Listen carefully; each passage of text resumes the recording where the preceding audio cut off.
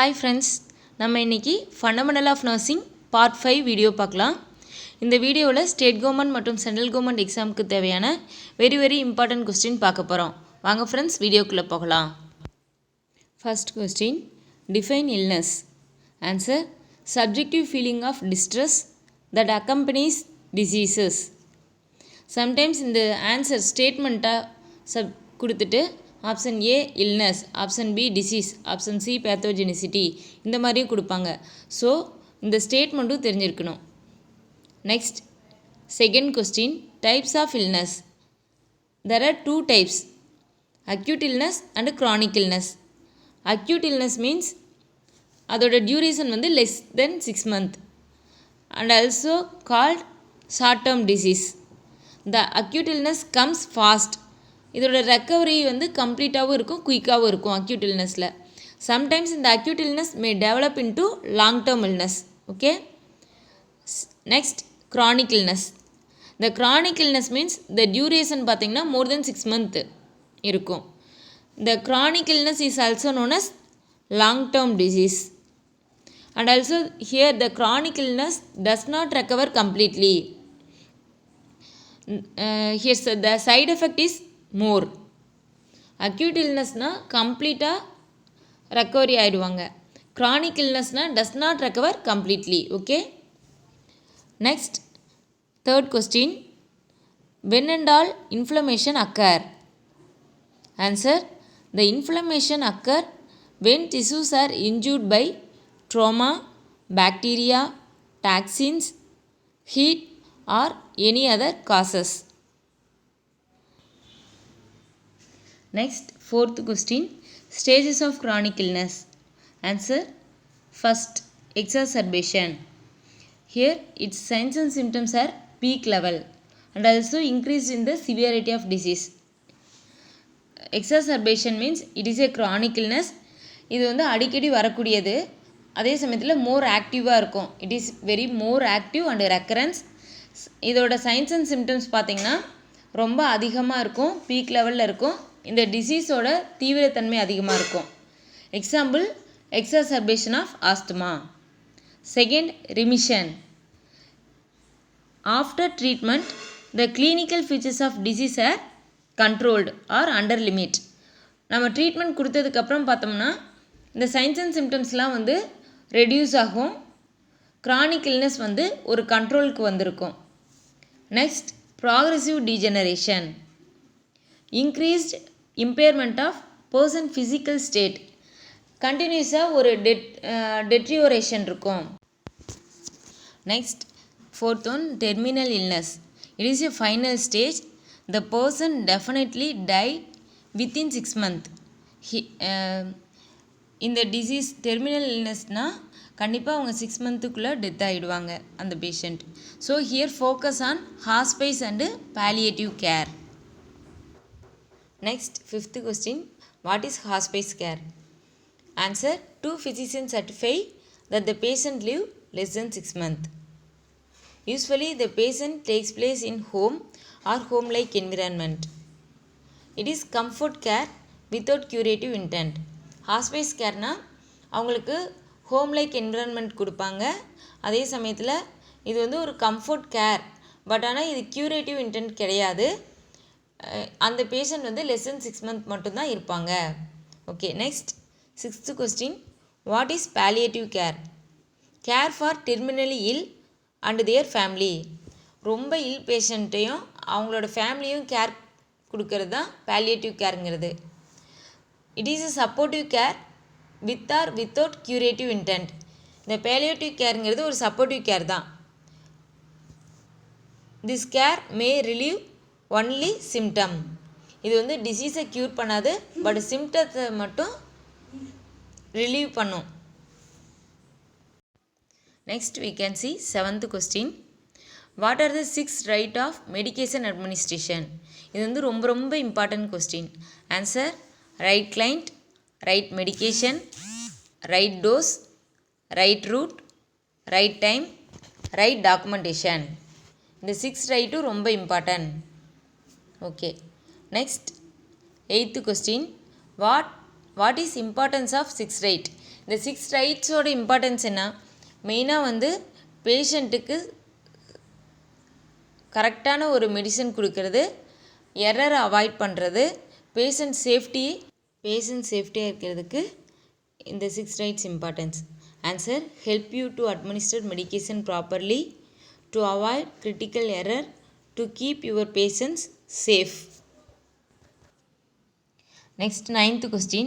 How many times should be checked before administration of medication? Answer, 3 times. ஒரு மெடிசனை administer பண்ணுறதுக்கு முன்னாடி எத்தனை time check பண்ணணும்னா, பேஷண்ட் போடுறதுக்கு முன்னாடி 3 டைம் செக் பண்ணியிருக்கணும். அந்த மெடிசனை கபோர்ட்லேருந்து எடுக்கும்போது செக் பண்ணியிருக்கணும், அந்த மெடிசனை டிசால்வ் பண்ணுறதுக்கு போது செக் பண்ணியிருக்கணும், பேஷண்ட்டுக்கு அட்மினிஸ்டர் பண்ணுறதுக்கு முன்னாடி செக் பண்ணியிருக்கணும். While taking medicine from the cupboard, while dissolving the medicine, just before administered medication to the patient. 10th question. Which is the best recommended site in adult for IM injection? Answer, ventrogluteal site. இது வந்து ரொம்ப important question. IM injection அடல்ட்டுக்கு போடுறதுக்கு கரெக்டான best side எது அப்படின்னு கேட்டிருக்காங்க. That is answer, ventrogluteal. 11th question. Which is most common and less expensive route of drug administration? Answer, oral route. காமனாக drug administer பண்ணக்கூடிய ரூட் எதுனா ஓரல் ரூட், அதே சமயத்தில் less expensive. 12th one. What is main advantage of sublingual route? சப்லிங்குவல்னா என்ன, under the tongue use பண்ணுற medicine. Okay, நாக்கு கடியில் வைக்கக்கூடியது தான் sublingual route. Answer, absorbed rapidly and directly into blood stream. இது வந்து ஐவியில் போட்டோம்னா ரேப்பிடாக வந்து ஆக்ஷன் கிடைக்கும். செகண்டாக எந்த ரூட்டில் ஆக்ஷன் கிடைக்கும்னா சப்லிங்குவல் ரூட்டு தான். ஸோ இதுதான் இதோட main advantage. Absorbed rapidly and directly into blood ஸ்ட்ரீமில் டைரெக்டாக மிக்ஸ்ட் ஆயிரும். Medication placed under tongue. Example, NTG 5 mg, that means nitroglycerin.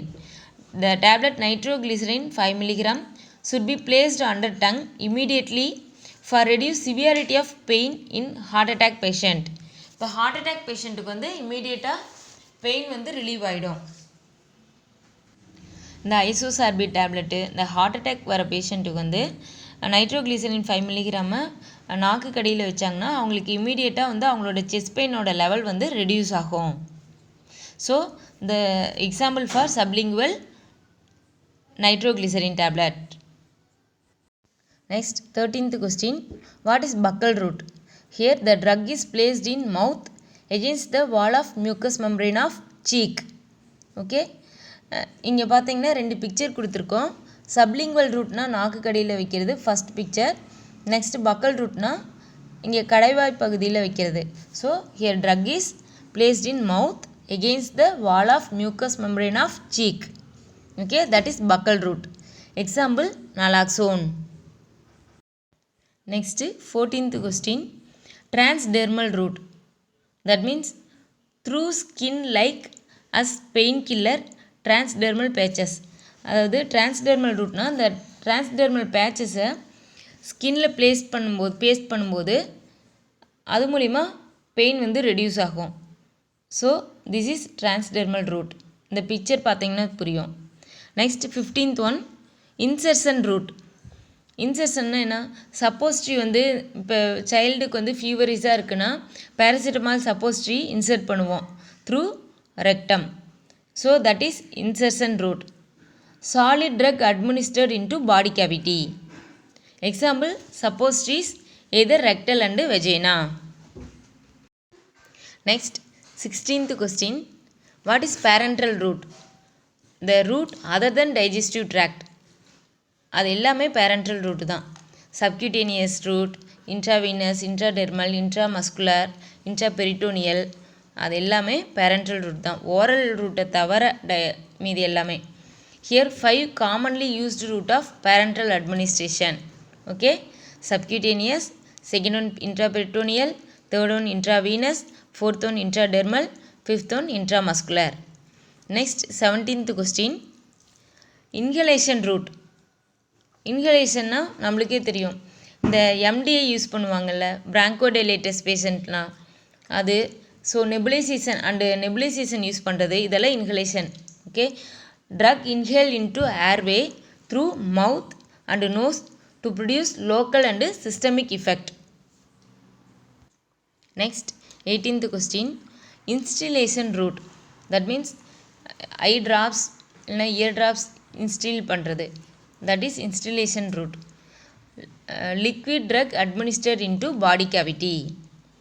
I drops விடுறது, இயர் ட்ராப்ஸ் விடுறது. Next 19th question, inunction and topical route. That means application of drug over skin by friction or rubbing. Nothing, ஏதாவது ஒரு ointment வந்து ஸ்கின்ல apply பண்ணுறது, அதுதான் inunction. Example ointment application. Next 20th question, insufflation route. That means application of vapour, air, powder, foam of drug over wound or body cavity.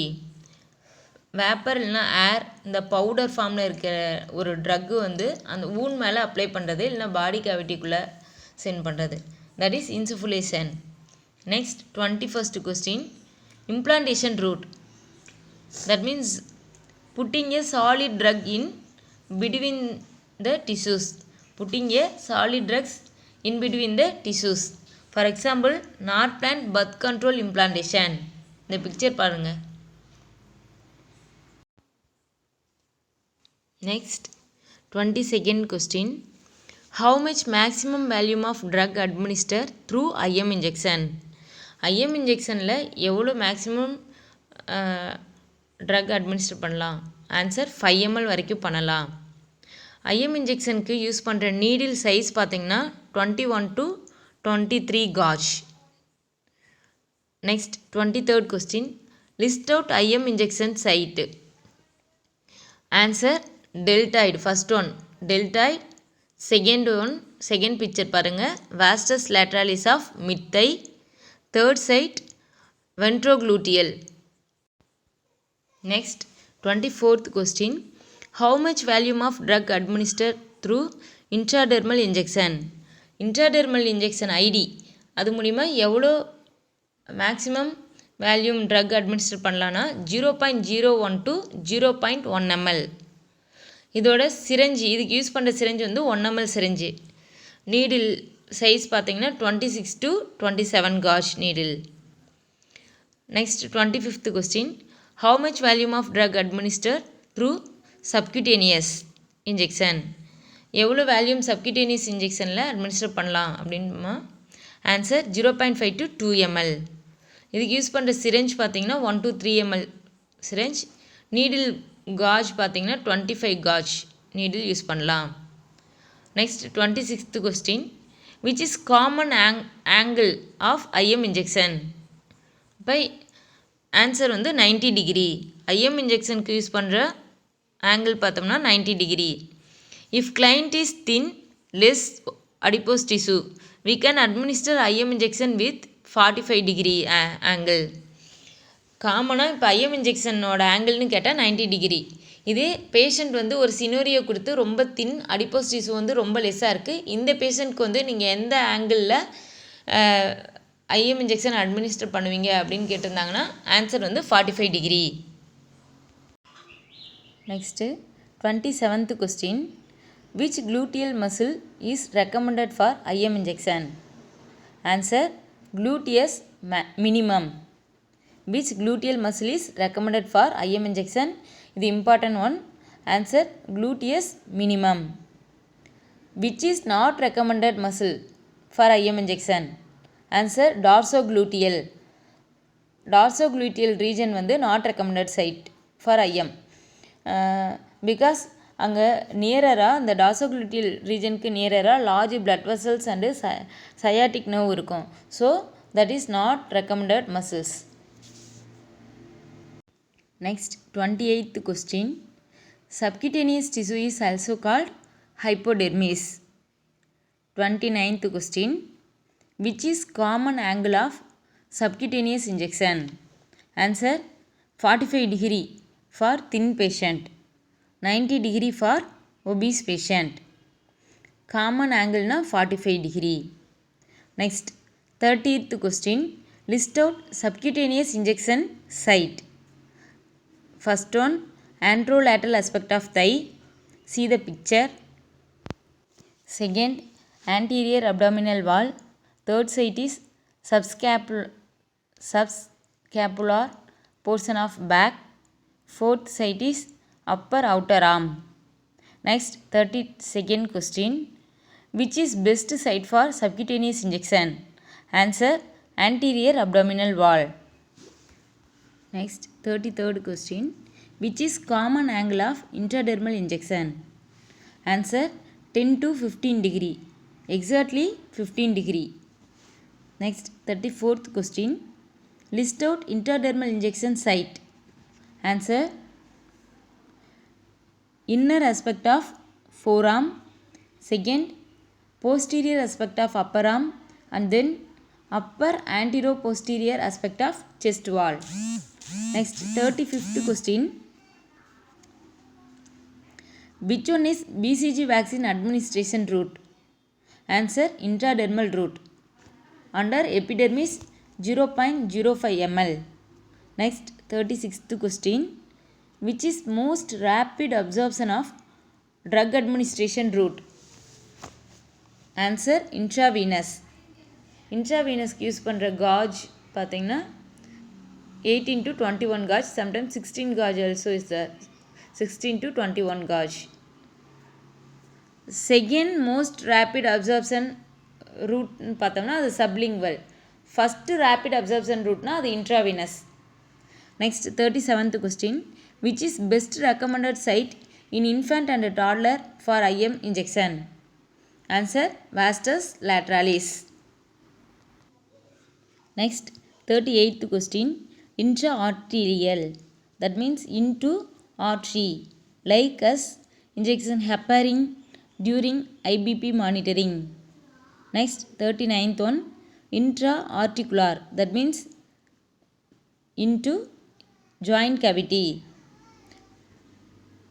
Example, like as steroid for arthritis patient க்கு steroids administer பண்ணுவாங்கல்ல, அது வந்து intraarticular regionல தான்.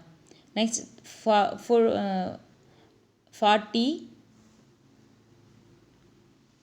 intrathecal, that means drugs into spinal cavity. Spinal கேவிட்டிக்குள்ளே drugs ஏதாவது administer பண்ணுறதுக்கு பேர் intrathecal. For example anaesthetic drug. Next, 41 question. Intraosseous, that means into bone marrow. Intraosseous, that means into bone marrow. Next, 42 question. Intracardiac, that means into cardiac muscles, like as injection adrenaline 1 mg during CPR. CPR போது நம்ம adrenaline 1 mg administer பண்ணுவோம்ல, that is intracardiac. Next, 43rd question. Intraperitoneal, that means into peritoneum cavity, like as dialysate solution during peritoneal dialysis. Peritoneal dialysis போது இந்த dialysate solution use பண்ணுறோம்ல, இந்த peritoneal regionல, that is intraperitoneal. Next, 44th question. Which technique is used for iron and vitamin D injection administration? இது வந்து ரொம்ப ரொம்ப important. Iron administration போது எந்த technique use பண்ணுவீங்க? ஐஎம் இன்ஜெக்ஷனில் இசட்ராக் டெக்னிக். இந்த இசட்ராக் டெக்னிக்லாம் என்ன பர்பஸ் அப்படின்னு பார்த்தோம்னா, seal the drug into muscle and prevent leakage into surroundings. லீக்கேஜை வந்து ப்ரிவெண்ட் பண்ணுறதுக்காக இந்த கொஸ்டின் அடிக்கடி கேட்டிருக்காங்க. ஓகே ஃப்ரெண்ட்ஸ், உங்களுக்கு இந்த வீடியோ பிடிச்சிருந்தா ஷேர் பண்ணுங்கள், லைக் பண்ணுங்கள், சப்ஸ்கிரைப் பண்ணுங்கள்.